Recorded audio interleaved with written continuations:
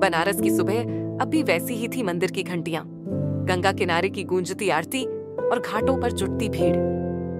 पर इस शांति के पीछे एक बार फिर वही अंधकार पनपने लगा था, जिसने कुछ समय पहले पूरे देश को हिलाकर रख दिया था। सीबीआई का साइबर सेल और फॉरेंसिक विभाग अब भी उन घावों को नहीं भूल पाया था जो शुभ जोशी उर्फ असुर ने दिए थे। कहानी शुरू होती है दिल्ली में एक अनजान युवक जिसका नाम आकाश है। उसे एक अजीब सा वीडियो लिंक मिलता है। वो लिंक खुलते ही एक लाइव वीडियो चलता है जिसमें एक व्यक्ति को डरावने तरीके से जलते हुए दिखाया जाता है। एक रोबोटिक सी आवाज आती है, ये पहला है, असली न्याय अब शुरू हुआ है। सीबीआई के लिए यह संकेत था कि असुर वापस आ चुका है। निखिल नायर की वापसी। निखिल नायर, जो अब अपने परिवार के साथ एक शांत जीवन बिताने की कोशिश कर रहा था, अपने अतीत से पीछा नहीं छुड़ा पा रहा था। जब उसे वीडियो का पता चला तो एक बार फिर उसकी आत्मा कांप उठी। उस जलते हुए व्यक्ति का चेहरा देखकर वो समझ गया था, यह असुर की ही शैली थी। उसका मन फिर से अंधेरे में डूबने लगा। पत्नी नुसरत उसे समझाने की कोशिश करती है कि वापस मत जाओ, लेकिन निखिल जानता है कि अगर वो नहीं गया तो और निर्दोष मारे जाएंगे। दूसरी ओर धनंजय राजपूत अब सीबीआई से बाहर हो चुका था। वह एक पुराने आश्रम में रह रहा था, ध्यान और आत्म मंथन में डूबा हुआ। पर जैसे ही उसे यह नया वीडियो दिखाया गया, उसकी आंखों में फिर वही आग लौट आई। उसे अब भी लगता था कि जो कुछ हुआ उसकी वजह से कई जानें गाली गईं, विशेषकर निखिल की बेटी रिधि की। वह अब रिडेम्पशन की प्रायश्चित चाहता था। सीबीआई की नई टीम में अब कुछ नए चेहरे भी थे। अंजलि, एक तेज तर्रार फॉरेंसिक एक्सपर्ट, और कविन, एक युवा साइबर विशेषज्ञ जो एक हैकर रह चुका था। इन दोनों ने इस केस में लीड लेनी शुरू की। वे निखिल और धनंजय को वापस टीम में लाने की योजना बनाते हैं, क्योंकि इस नए कातिल की मानसिकता और तरीका बिल्कुल असुर जैसे ही लग रहा था। सीबीआई हेड आरसी सिंह इस मिशन को एक सीक्रेट ऑपरेशन बना देता है, नाम प्रोजेक्ट सारांश। असली शैतान कौन? शुभ जोशी मर चुका था ऐसा माना जा रहा था, पर जो कुछ हो रहा था वह संकेत दे रहा था कि या तो शुभ मरा नहीं या फिर किसी और ने उसका काम आगे बढ़ा लिया है। जांच में पता चला कि जलाया गया व्यक्ति एक रिटायर्ड जज था, जिसने एक पुराने केस में निर्दोष को सजा दी थी। अब यह स्पष्ट था कि नया असुर न्याय के नाम पर कत्ल कर रहा है, पर यह न्याय उसके ही नियमों पर आधारित था। वीडियो में दिखाए गए बैकग्राउंड में कुछ अजीब प्रतीक थे, संस्कृत श्लोक, हिंदू पौराणिक चित्र और एक गूढ़ सिग्नल जो केवल 11 सेकंड के लिए ही दिखा। कविन ने उस कोड को डिकोड करने की कोशिश की तो पता चला प्रलय शुरू होने वाला है। अंदरूनी धोखा, सीबीआई की ही किसी अंदर की टीम से जानकारी बाहर जा रही थी। अब शक अपनी ही टीम पर था। निखिल इस बार हर कदम सोच समझ कर रखना चाहता था। उसने एक अलग बोर्ड बनाया जिसमें सभी संदिग्धों की प्रोफाइल थी, सारे वीडियो, सारे कोड और घटनाओं की समय रेखा। इस एपिसोड के अंत में फिर एक नया वीडियो आता है। इस बार एक प्रोफेसर को जहर देकर मारा जाता है और वीडियो में लिखा होता है, तपस्या शुरू हुई है, अगला न्याय 5 दिन में। निखिल, धनंजय, अंजलि और कविन सब स्तब्ध रह जाते हैं। बनारस की सुबह अब भी वैसी ही थी। मंदिर की घंटियां, गंगा किनारे की गूंजती आरती और घाटों पर जुटती भीड़। पर इस शांति के पीछे एक बार फिर वही अंधकार पनपने लगा था, जिसने कुछ समय पहले पूरे देश को हिलाकर रख दिया था। सीबीआई का साइबर सेल और फॉरेंसिक विभाग अब भी उन घावों को नहीं भूल पाया था जो शुभ जोशी उर्फ असुर ने दिए थे। कहानी शुरू होती है दिल्ली में एक अनजान युवक जिसका नाम आकाश है। उसे एक अजीब सा वीडियो लिंक मिलता है। वो लिंक खुलते ही एक लाइव वीडियो चलता है जिसमें एक व्यक्ति को डरावने तरीके से जलते हुए दिखाया जाता है। एक रोबोटिक सी आवाज आती है, यह पहला है, असली न्याय अब शुरू हुआ है। सीबीआई के लिए यह संकेत था कि असुर वापस आ चुका है। निखिल नायर की वापसी। निखिल नायर, जो अब अपने परिवार के साथ एक शांत जीवन बिताने की कोशिश कर रहा था, अपने अतीत से पीछा नहीं छुड़ा पा रहा था। जब उसे वीडियो का पता चला तो एक बार फिर उसकी आत्मा कांप उठी। उस जलते हुए व्यक्ति का चेहरा देखकर वो समझ गया था यह असुर की ही शैली थी। उसका मन फिर से अंधेरे में डूबने लगा। पत्नी नुसरत उसे समझाने की कोशिश करती है कि वापस मत जाओ, लेकिन निखिल जानता है कि अगर वो नहीं गया तो और निर्दोष मारे जाएंगे। दूसरी ओर धनंजय राजपूत अब सीबीआई से बाहर हो चुका था। वह एक पुराने आश्रम में रह रहा था, ध्यान और आत्म मंथन में डूबा हुआ। पर जैसे ही उसे ये नया वीडियो दिखाया गया, उसकी आंखों में फिर वही आग लौट आई। उसे अब भी लगता था कि जो कुछ हुआ उसकी वजह से कई जाने गईं, विशेषकर निखिल की बेटी रिद्धि की। वह अब रिडेम्पशन, प्रायश्चित चाहता था। नया मिशन शुरू। सीबीआई की नई टीम में अब कुछ नए चेहरे भी थे। अंजलि, एक तेज तर्रार फॉरेंसिक एक्सपर्ट, और कविन, एक युवा साइबर विशेषज्ञ जो एक हैकर रह चुका था। इन दोनों ने इस केस में लीड लेनी शुरू की। वे निखिल और धनंजय को वापस टीम में लाने की योजना बनाते हैं, क्योंकि इस नए कातिल की मानसिकता और तरीका बिल्कुल असुर जैसे ही लग रहा था। सीबीआई हेड आरसी सिंह इस मिशन को एक सीक्रेट ऑपरेशन बना देता है, नाम प्रोजेक्ट सारांश। असली शैतान कौन? शुभ जोशी मर चुका था ऐसा माना जा रहा था, पर जो कुछ हो रहा था वह संकेत दे रहा था कि या तो शुभ मरा नहीं या फिर किसी और ने उसका काम आगे बढ़ा लिया है। जांच में पता चला कि जलाया गया व्यक्ति एक रिटायर्ड जज था, जिसने एक पुराने केस में निर्दोष को सजा दी थी। अब यह स्पष्ट था कि नया असुर न्याय के नाम पर कत्ल कर रहा है, पर यह न्याय उसके ही नियमों पर आधारित था।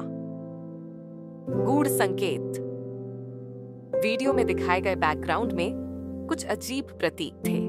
संस्कृत श्लोक, हिंदू पौराणिक चित्र और एक गूढ़ सिग्नल जो केवल 11 सेकंड के लिए ही दिखा। कविन ने उस कोड को डिकोड करने की कोशिश की तो पता चला प्रलय शुरू होने वाला है। अंदरूनी धोखा। सीबीआई की ही किसी अंदर की टीम से जानकारी बाहर जा रही थी। अब शक अपनी ही टीम पर था। निखिल इस बार हर कदम सोच समझ कर रखना चाहता था। उसने एक अलग बोर्ड बनाया जिसमें सभी संदिग्धों की प्रोफाइल थी, सारे वीडियो, सारे कोड और घटनाओं की समय रेखा। अंत का आभास। इस एपिसोड के अंत में फिर एक नया वीडियो आता है। इस बार एक प्रोफेसर को जहर देकर मारा जाता है और वीडियो में लिखा होता है निखिल, धनंजय, अंजलि और कविन सब स्तब्ध रह जाते हैं।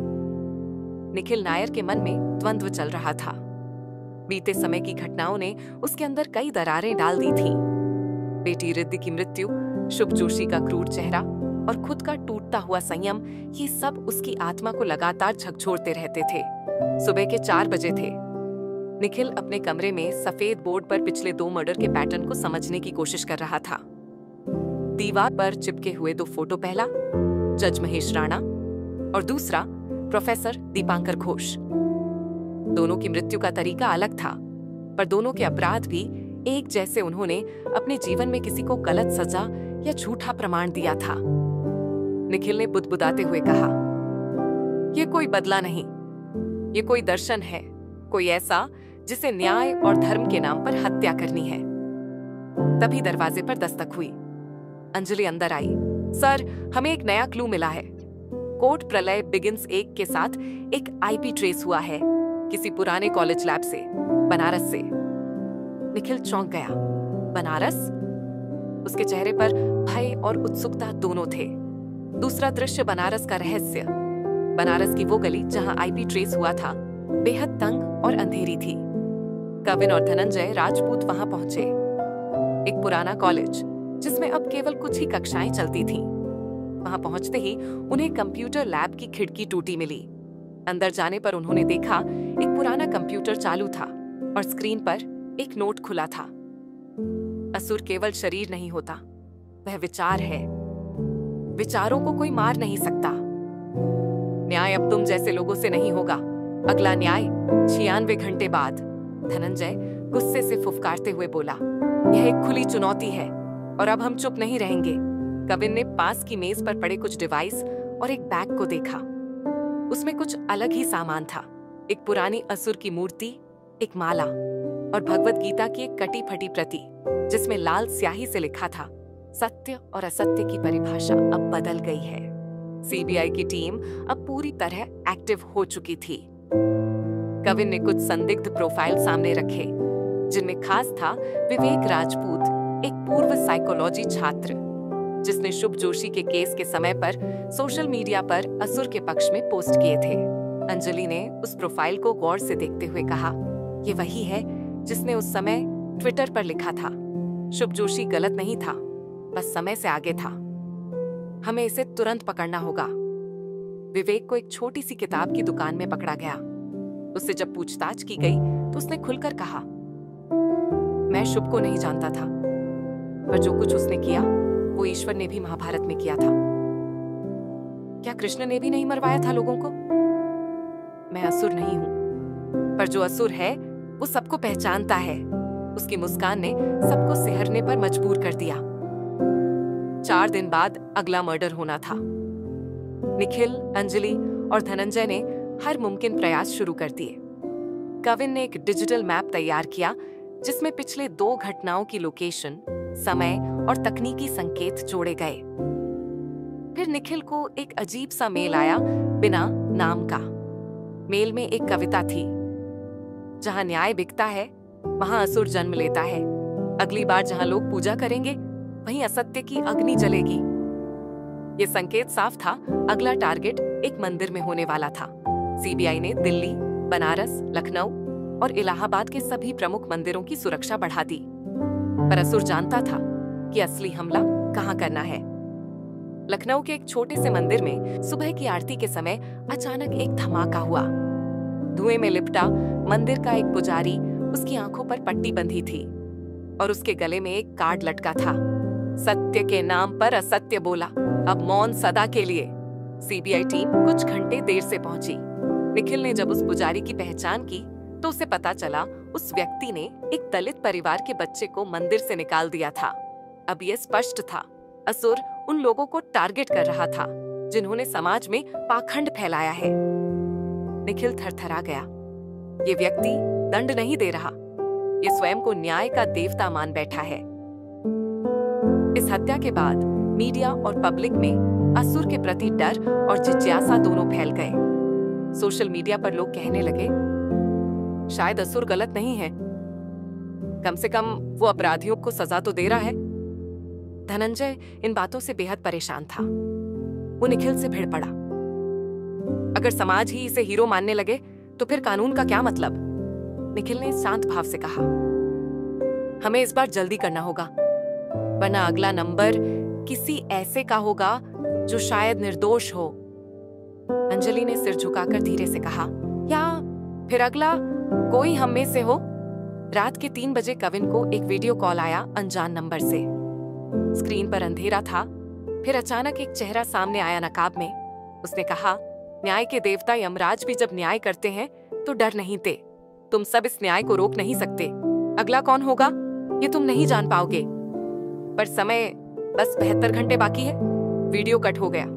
कविन ने तुरंत सबको बुलाया। निखिल ने सभी की ओर देखते हुए कहा, अब हमारे पास 72 घंटे हैं और एक पूरी राक्षसी योजना को रोकना है। हम असुर से नहीं हार सकते, हमें असुर से तेज सोचना होगा, नहीं तो एक बार फिर हम हारेंगे और देश कांपेगा। सीबीआई मुख्यालय में एक अजीब सन्नाटा पसरा हुआ था। हर अधिकारी, हर टीम सदस्य, हर स्क्रीन, सब एक ही दिशा में ध्यान केंद्रित किए हुए थे, अगली हत्या को रोकने के लिए। 62 घंटे, बस इतना ही समय बचा था। निखिल नायर, अंजलि माथुर, धनंजय राजपूत और कविन की टीम अपने अपने विभागों में रात दिन एक करके हर सुराग पर काम कर रही थी। निखिल ने कॉन्फ्रेंस रूम में सभी को बुलाया। अब तक हमने 3 हत्याएं देखी हैं, एक न्यायपालिका, एक शिक्षा व्यवस्था और एक धार्मिक संस्था से जुड़े व्यक्तियों की।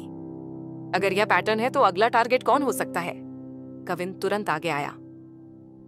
सर, मैंने एक एल्गोरिदम बनाया है जो पिछले टारगेट्स के सामाजिक प्रभाव, उनके पुराने विवादित निर्णय और असुर के बयानों को मिलाकर संभावित शिकारों की लिस्ट बना रहा है।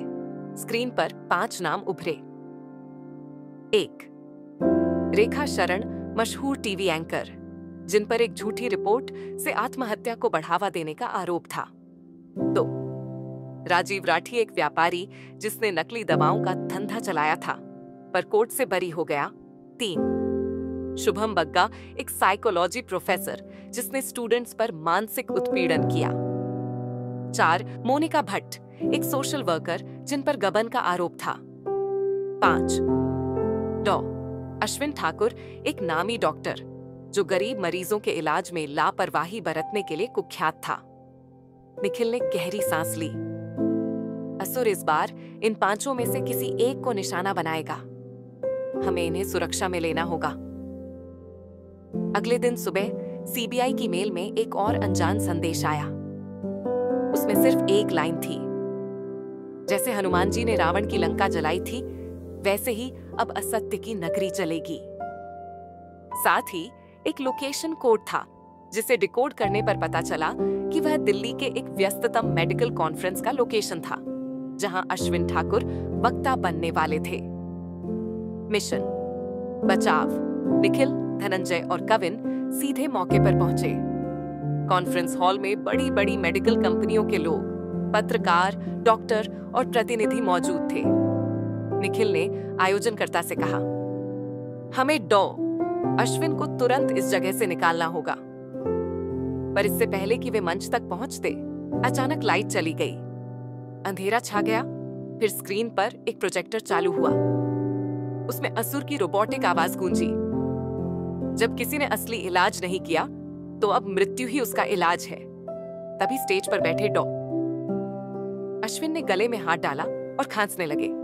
उन्होंने पानी पिया, लेकिन कुछ ही क्षणों में उनके शरीर में झटके आने लगे। सीबीआई ने तुरंत एम्बुलेंस बुलाई, पर अस्पताल पहुंचने से पहले ही डॉक्टर की मौत हो गई। रिपोर्ट में पाया गया स्लो एक्टिंग न्यूरोटॉक्सिन दिया गया था। अब तक 4 हत्या हो चुकी थीं, और असुर हर बार सीबीआई से एक कदम आगे था। अंजलि ने एक अलग एंगल से जांच शुरू की। क्या यह संभव है कि टीम के अंदर कोई असुर से जुड़ा हो? वह पिछले सारे ईमेल और वीडियो ट्रैफिक को स्कैन कर रही थी। तभी उसे एक आईपी पैटर्न मिला जो सीबीआई नेटवर्क से मेल खाता था। ये तो केवल हमारे डिवाइस से ही भेजा जा सकता है।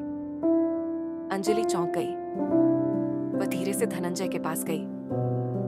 सर, मैं नहीं जानती कि कैसे कहूं, पर कोई हम में से असुर को डेटा दे रहा है। धनंजय का चेहरा सख्त हो गया। शक किस पर है? एक नाम बार बार आ रहा है, इंस्पेक्टर नवीन मिश्रा।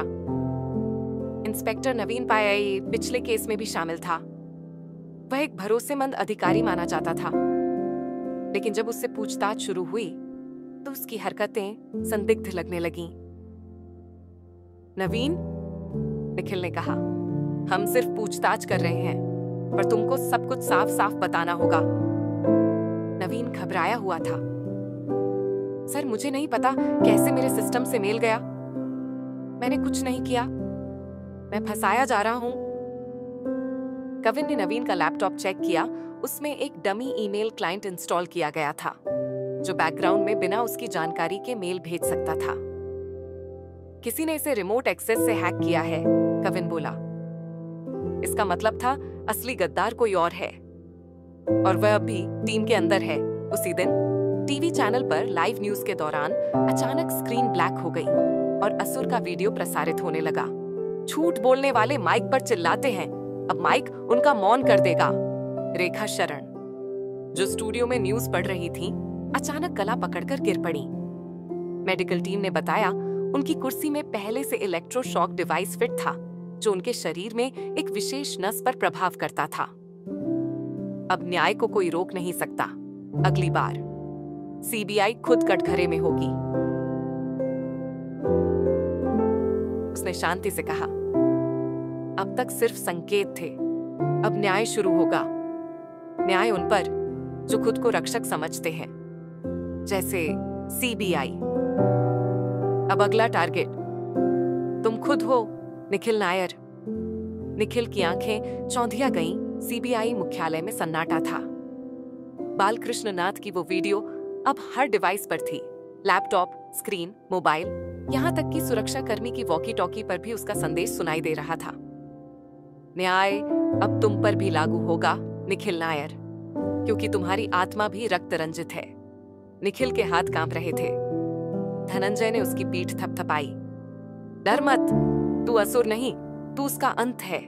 पर सवाल यह था, क्यों निखिल को टारगेट किया गया? जैसे ही निखिल अपने कमरे में लौटा, उसकी आंखों के सामने पुराना मंजर घूम गया। वो केस जहां एक युवा लड़के को फांसी दी गई थी, उस पर झूठे इल्जाम लगे थे। और तब उस केस की जांच में मुख्य अधिकारी था निखिल नायर। उस लड़के का नाम था अर्जुन ठाकुर और उस केस के दौरान अर्जुन के परिवार ने आत्महत्या कर ली थी। निखिल की आंखों में आंसू थे। मैंने ये किया, मैंने एक निर्दोष को मरवा दिया। धनंजय चुपचाप खड़ा था। यही कारण है, असुर मुझे चुन रहा है। मेरे पाप मेरे पीछे आ रहे हैं। बालकृष्ण की पृष्ठभूमि, नया असुर, नया दृष्टिकोण। अंजलि और कविन ने मिलकर बालकृष्ण की पूरी प्रोफाइल निकाली। वह एक अनाथालय में पला बढ़ा, पढ़ाई में अव्वल मगर व्यवहार में रहस्यमय। 2012 में BHU में दाखिला लिया। दर्शन शास्त्र, मनोविज्ञान और AI का गहन ज्ञान। वो शुभ और इंद्रवर्धन सिंह के संपर्क में आया। धीरे धीरे उसका दिमाग धर्म और पाप के बीच की सीमाओं को मिटा रहा था। एक बात सामने आई, अर्जुन ठाकुर उसका भाई था। अब सारे टुकड़े जुड़ने लगे। निखिल ने जिसकी रिपोर्ट से एक निर्दोष को मरवाया था, उसका भाई अब असुर बन चुका था। CBI में घुसपैठ दुश्मन अंदर है। इसी दौरान CBI के अंदर कई लोग गायब होने लगे। रिपोर्ट्स, फाइलें, CCTV फुटेज सब मिटाए जा रहे थे। अंजलि को शक था कि कोई अंदर से असुर की मदद कर रहा है। शक की सुई घूमी एक नाम पर, रश्मि पांडे, IT विभाग की हेड। कविन ने उसे ट्रैक किया और एक दिन रश्मि की कार से एक पेन ड्राइव मिली जिसमें बालकृष्ण के भाषण, प्लान और अगली टारगेट की सूची थी। सबसे ऊपर लिखा था अंजलि माथुर। अंजलि पर हमला, मृत्यु की दहलीज। अगली सुबह जब अंजलि अपने घर से निकल रही थी, तभी अचानक एक बाइक पर हेलमेटधारी शख्स ने पास आकर उसके ऊपर एसिड फेंकने की कोशिश की। अंजलि बाल बाल बची, लेकिन उसकी बाहें जल गईं। निखिल और धनंजय भागकर अस्पताल पहुंचे। तू ठीक है? निखिल ने पूछा। अंजलि ने कहा, असुर अब हमें व्यक्तिगत तौर पर तोड़ना चाहता है, पहले आत्मा फिर शरीर। बालकृष्ण का लाइव हैक, आतंक का ऐलान।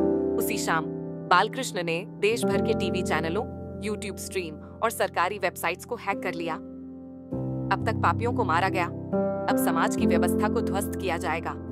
पुलिस, अदालत, मीडिया सब न्याय के नाम पर झूठ पर चल रहे हैं। हम सबका पर्दाफाश करेंगे लाइव। कल सुबह 10 बजे लाइव ट्रायल शुरू होगा। पहला case Nikhil Nair, live trial, जनता की अदालत। अगले दिन एक लाइव ब्रॉडकास्ट हुआ। एक मंच, कैमरे और सैकड़ों अनजान लोग जो असुर के अनुयायी थे। निखिल की पुरानी फाइलें, उसके केस, उसकी कमजोरियां सब सामने रखी गईं। वहीं एक न्याय अध्यक्ष बैठा था, बालकृष्ण। निखिल नायर, तुम पर आरोप है कि तुमने न्याय की आड़ में अन्याय किया। तुमने सिस्टम का इस्तेमाल किया ताकि निर्दोषों को दंडित किया जा सके। क्या तुम खुद को दोषी मानते हो?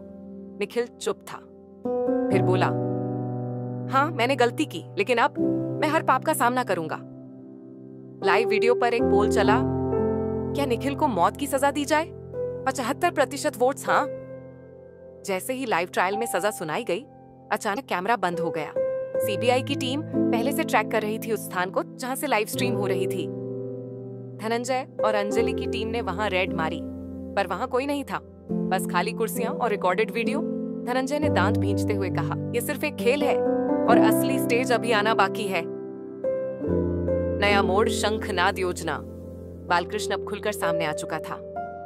उसने अगला ऐलान किया, एक बड़ी साजिश जिसे वो शंखनाद कहता था।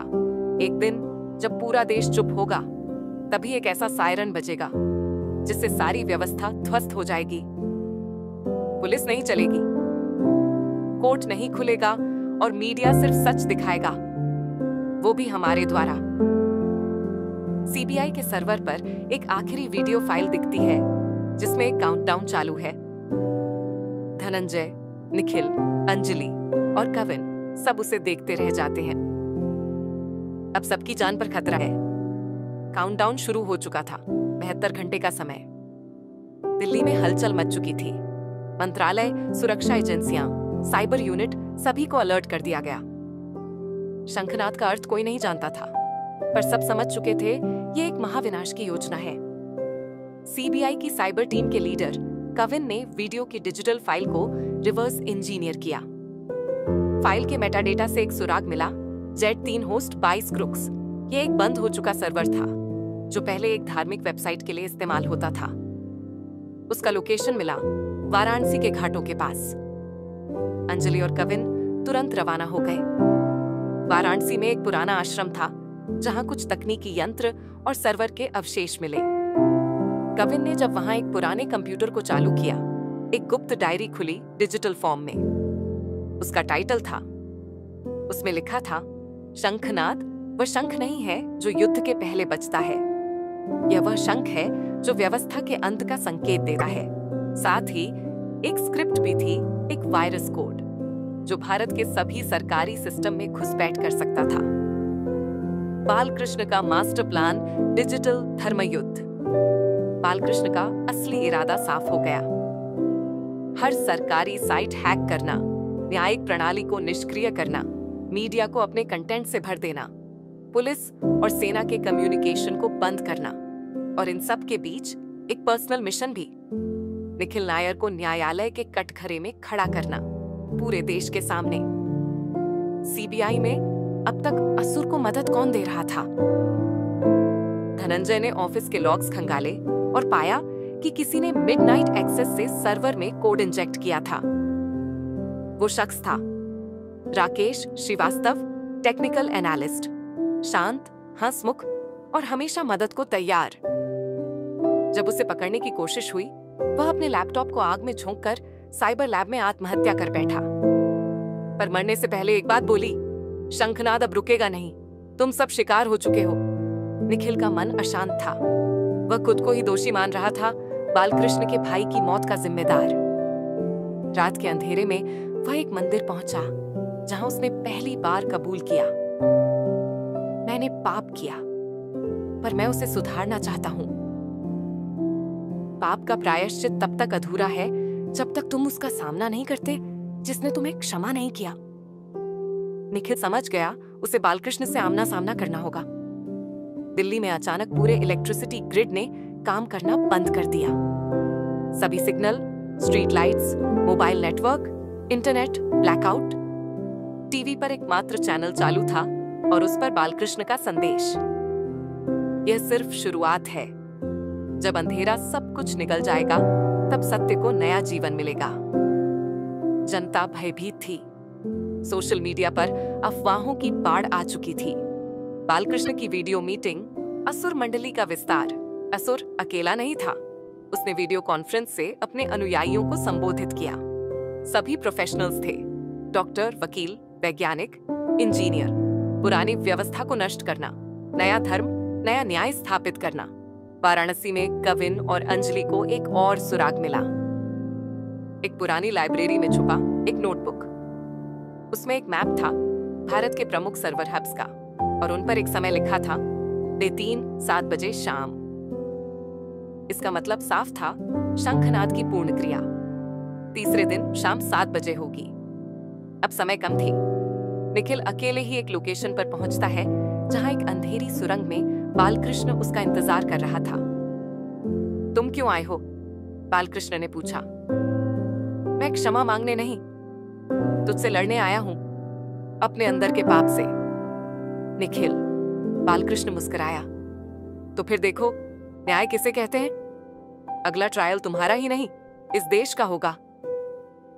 शंखनाद की उलटी गिनती अपने अंतिम चरण में थी।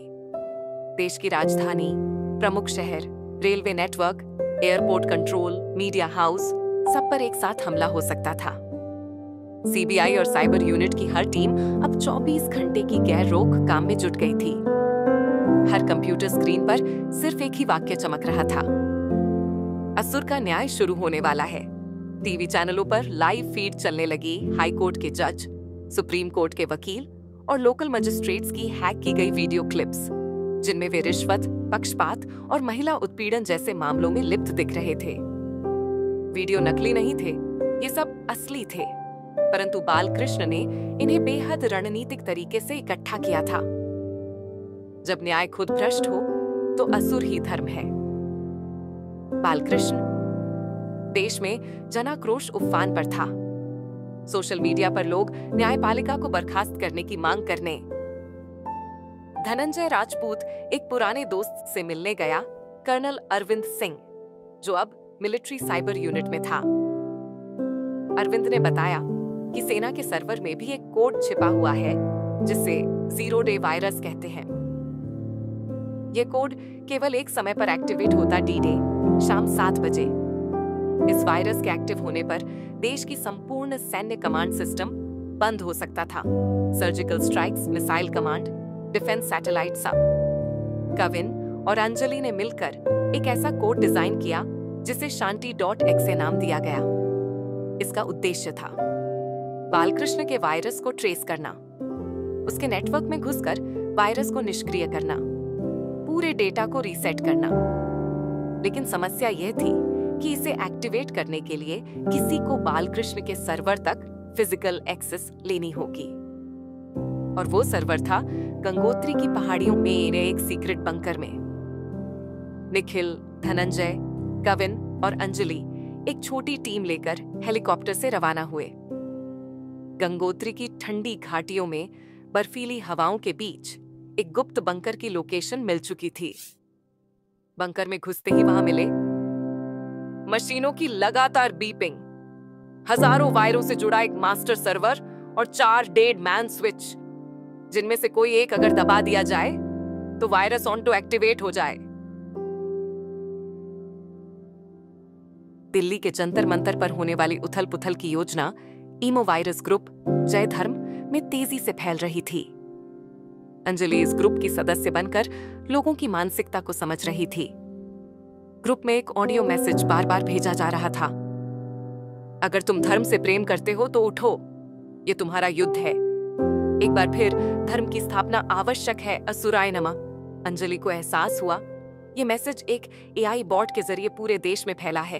वो तुरंत निखिल को कॉल करती है। हम अब सिर्फ इंसानों से नहीं लड़ रहे, यह एक टेक्नोलॉजिकल युद्ध है, भावनाओं की हैकिंग चल रही है। शंकर की योजना के अनुसार 5 शहरों में एक ही समय पर भीड़ उग्र हो गई। मुंबई रेलवे स्टेशन, 2 युवाओं के बीच झगड़ा होता है, जिसमें एक की मौत हो जाती है। भीड़ बेकाबू हो जाती है। कोलकाता पुस्तक मेला, एक महिला लेखिका पर धार्मिक अपमान का आरोप लगाकर उसे पीटा जाता है। जयपुर मंदिर, सोशल मीडिया पर अफवाह फैलती है कि मंदिर में मांस पाया गया है, दंगा शुरू। भोपाल कॉलेज, छात्र संगठन एक दूसरे से भिड़ जाते हैं, 2 मौतें होती हैं।